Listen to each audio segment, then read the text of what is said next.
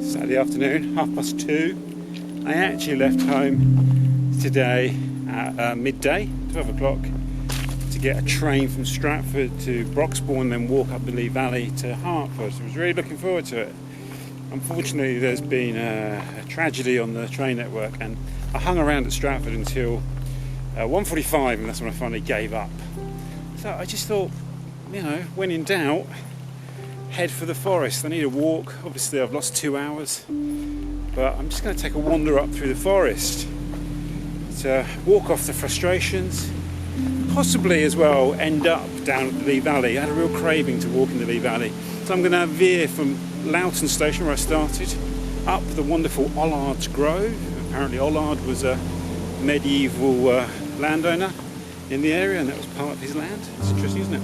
This is my favourite route into the forest, really, from Loughton Station. And I don't really know, it's just going to be a nice meander in Epping Forest, really. Don't know where we'll end up. Magical mystery tour. Come along for the ride. It's very windy today, so apologies in advance if there's excessive wind noise on the audio. I love this tree. It's so majestic, isn't it? All times of the year, when it's bare in the winter, when it's in full leaf, like now in midsummer.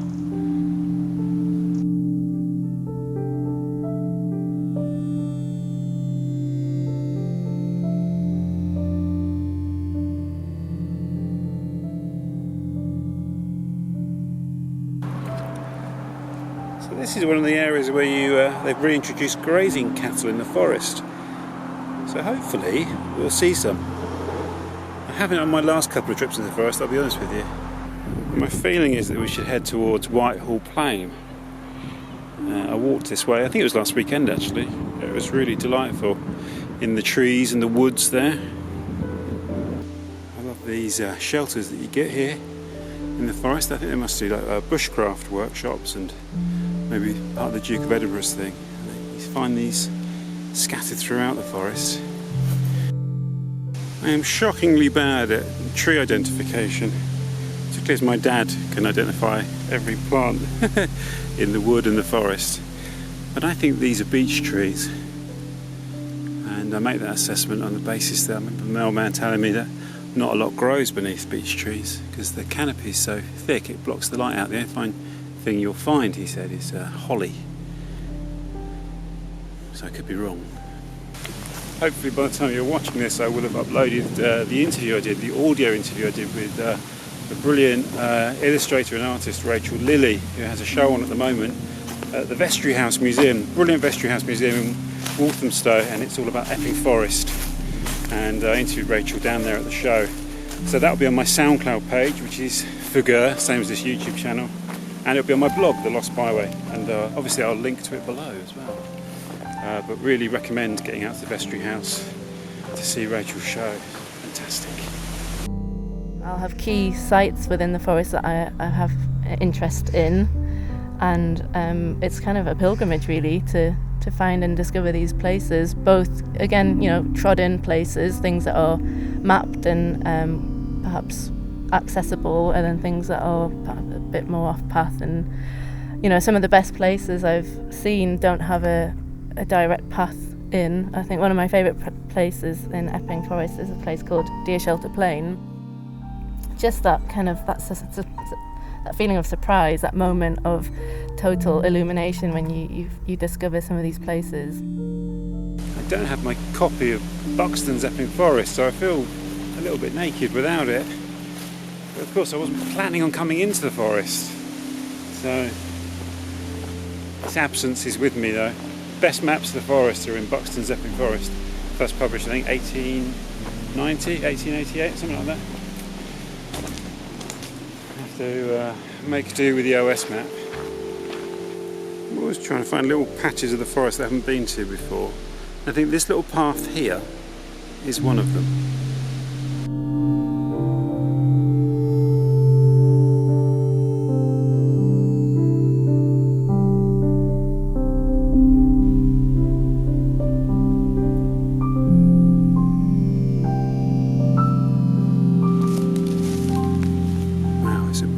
sunny day. But look, it's so dark in here. It's like evening. To be honest with you, I've slightly lost my bearings wandering around in that dark patch, but it was worth it. But I've come out now and it's wonderful. Stand of trees in this clearing. Looks like they're arranged in a circle, like a kind of amphitheatre. Really wonderful. I think I may have ended up going back in the opposite direction to the one I was intending to. Not completely, but a little bit off track. But it wouldn't be walking Epping Forest for me if I didn't do that. Well, this is a really beautiful path, isn't it? So I'm actually here. Ludgate House. There's Lippets Hill there. And I kind of wanted to take the footpath that goes around this pond here. So I've accidentally ended up where I wanted to go to, which is strange. Well, seeing as I have walked that way before up to Lippets Hill, and delightful as it was, I think today I'd like to go a different way and really make for the Lee Valley, which was always my intention when I set out this morning the train from Stratford. So this is the way down into the Lee Valley ultimately. Wow, it's always a relief to manage to get across the golf club, West Essex Golf Club in this case. No drama, straight across. Actually, the footpath was quite well signposted, thank you very much. And now onwards this way. In a way, in fact the day's been a bit messed up. Here you go. I've got to do a little bit of a limbo here and go underneath this. First with the train journey, and then not really knowing what to do. Come back to Epping Forest, not really knowing what to do here. Then walking around in a big circle in the wood. He's actually taken all the pressure off the walk today. Now it's just, I don't know where I'm going. I don't really know where I want to end up. I just want to have a little stroll. And I'll end up where I end up. Obviously, it's great having you with me. Wouldn't be anywhere near as much fun. This is not pleasant along here. I'm not sure you can tell. Look, enormous brambles. Right, Bury Road. So this is a path I've wanted to take for a while, actually, for a couple of years. It's called Green Lane, or Green Path, and it ends up at Mott Street. So it's another little corner that I've been wanting to walk. So filling in another little section of the map, connecting together previous walks.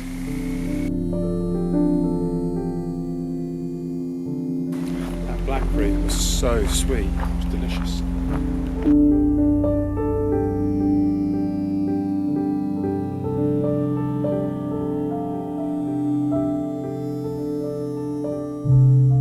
So now, at the end of the Green Lane, I'm going to take this footpath down to, how's it pronounced again? Sewardstone. Sewardstone? I think that's how I was told to pronounce it.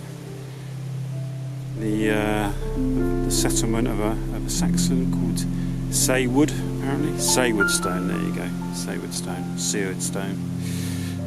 I'm sure there'll be some comments about this. See, this is great, because normally I have approached Sewardstone over the top of Barn Hill there, or along the lower road, never via this path I'm about to take here. It should be really interesting. It's a beautiful meadow though, isn't it? Here we go.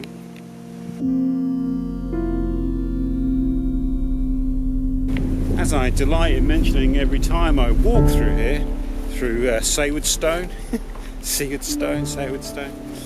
This is the northeastern corner of London, the very edge of London, and there's the sign, Welcome to Essex, which we may or may not see on the road up here.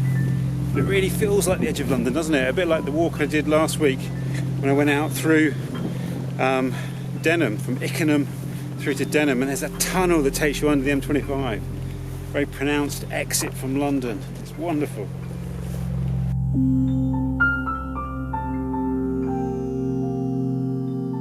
And there we go, there's a Metropolitan Police helicopter there taking off from Lippets Hill. That's where the Met Police helicopters are based. Flying out, looks as though it's flying in the sort of direction of Enfield. Could be to do with the earlier incident perhaps at Loughton Station.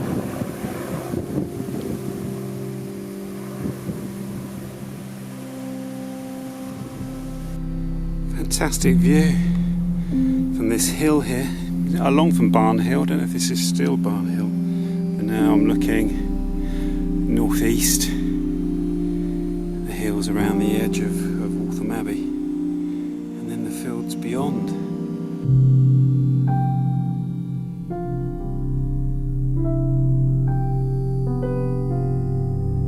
I've got to navigate my way down this long green tunnel. Look at this will be interesting.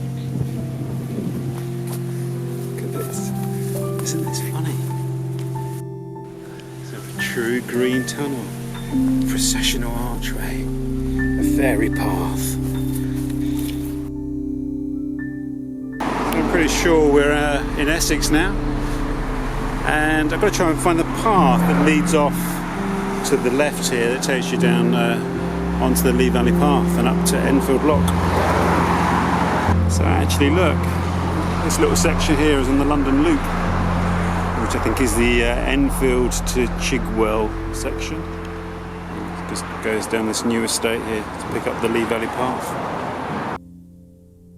So here we go, Sewardstone Marsh, all the various places here. Whenever I walk further afield, like I did last week when I walked out through out of London through Denham out to Sea Green, out towards where I grew up, there's always a moment where I get a pang to be back here, back in the Lee Valley.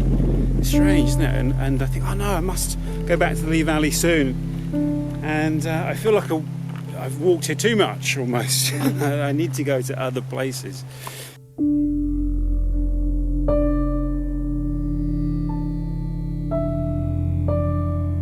I normally instinctively follow the path here, which is lovely. Then you go beside the River Lea and into Enfield Lock, and that's really lovely. I must have done that, 20, 30 times. So I don't think I've ever been here, up towards Gunpowder Park. What's to lose? Let's give it a go. I like the sound of the field station. That better be more than just a public lavatory. Man, the wind is really picking up. Look at that.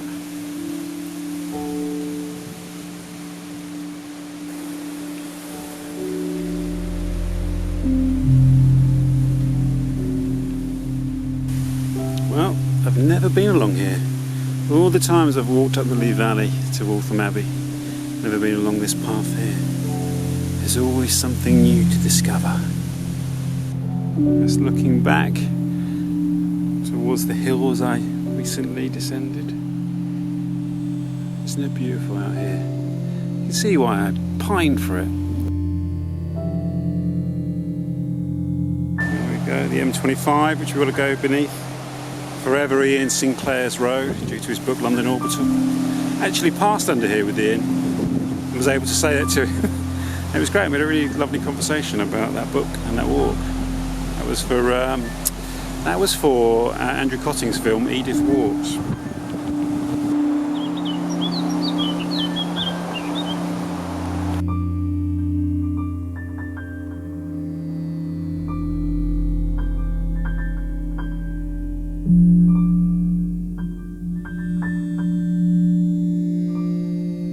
As much as I love Waltham Abbey, I'm not going to go into the actual abbey. That's featured on numerous other videos on this channel. I'm going to push on a bit further up the Lee Valley, but instead of taking my usual route that I take along the navigation, I'm going to follow the more meandering River Lea itself, which is a slightly longer route up to Broxbourne, but it's really lovely. So we're going to take that route. Maybe that's where we'll end, Broxbourne, Cheshunt. Let's see. Be a symmetry about the walk, ending today at Broxbourne, where I intended to start when I left home at midday. It's now, what is it, 6:30? Yeah. There you go.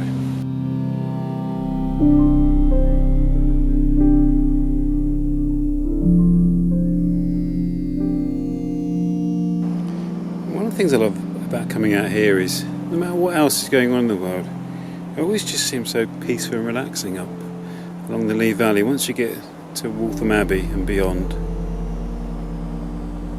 it's very calm out here. Of course, the irony of all this peace and calm and quiet is just the other side of the river, was the government research institute for armaments and weapons, gunpowder mills, site of military industrial work for a very long time, hundreds of years.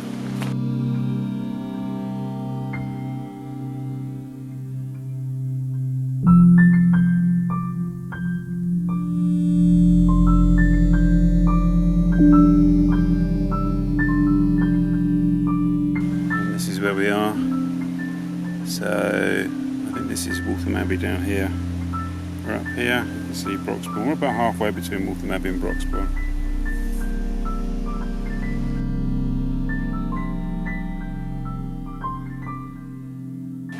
I really like the way people have customised the signage here and scrapped the no canoeing, no boating, no swimming. So canoeing, boating and swimming. When really, you should be able to do all these things in the river, shouldn't you?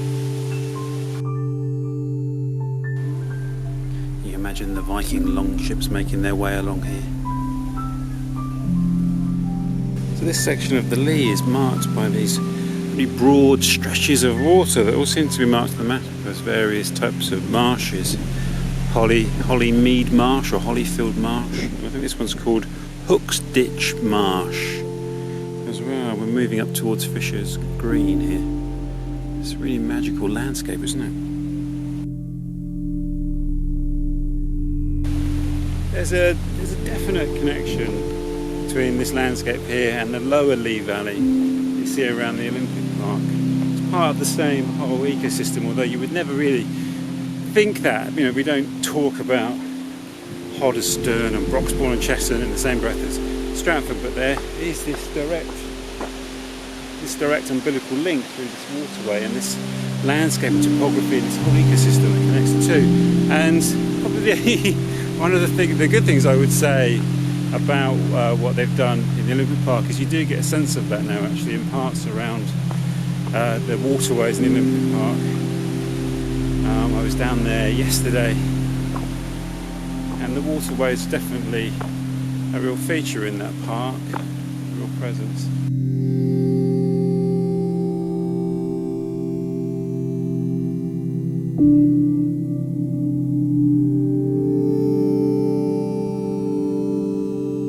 This is a Hollyfield Marsh, or Holyfield Marsh as it would be. My instinct is to try and avoid walking along the navigation because I've done it so many times, but I don't think here I have a lot of choice. It does look quite enticing, doesn't it? So I think now we're going to join the Lea navigation. Sometimes I think the walk's all about just arriving at this stage of the day, that last hour and a half. It's glorious, absolutely. Stuff dreams are made of. I love it so much.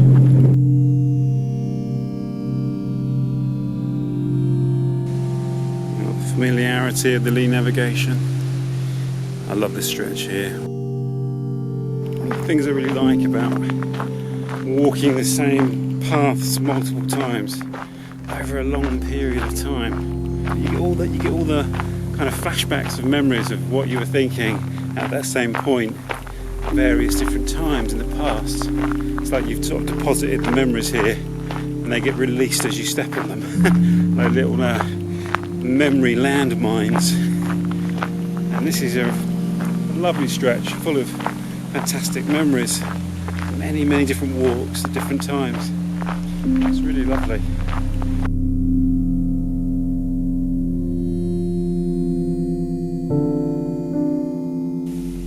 About 2 miles now to Broxbourne Station, I think. About an hour till sunset. It's lovely because you can just flick the old brain onto autopilot and just tread along this little gravel path here.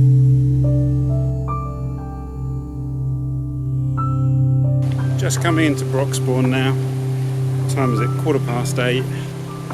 Perfect timing, really. Probably about another mile to the station.